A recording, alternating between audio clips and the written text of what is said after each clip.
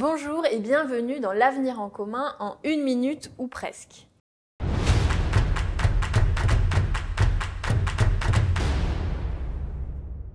La lutte contre le réchauffement climatique et pour la préservation de notre écosystème représente un enjeu majeur de ces prochaines années.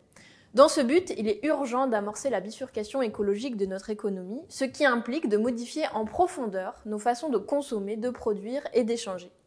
Et donc il faudra le planifier, définir des objectifs ambitieux et se donner les moyens de les accomplir. Pour y parvenir, il faut une volonté politique et les gens formés pour mener ces chantiers à bien. Anticiper les besoins en qualification et structurer les filières adéquates est donc primordial. Ingénieurs, employés et ouvriers qualifiés dans les secteurs de l'énergie nucléaire, hydraulique, dans l'industrie automobile, navale ou ferroviaire, la France possède déjà un haut niveau de savoir-faire technique. Et c'est ce qu'il faut continuer à développer. Alors que propose l'Avenir en commun ? De manière générale, il faut protéger l'enseignement professionnel public. Aujourd'hui, il est mis à mal par les politiques des gouvernements successifs, alors que ces filières sont une voie d'excellence dans laquelle la moitié de la jeunesse de notre pays étudie.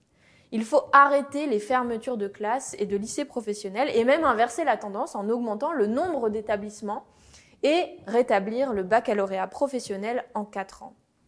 Le budget alloué par étudiant à l'université doit être revalorisé. L'université doit pouvoir accueillir 44 000 étudiants supplémentaires et recruter 1 250 personnels pour les encadrer au minimum.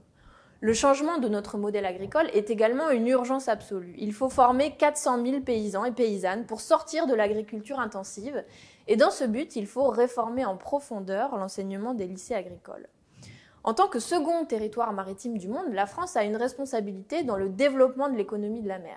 C'est un secteur d'avenir qu'on doit prendre au sérieux en créant une université des métiers de la mer.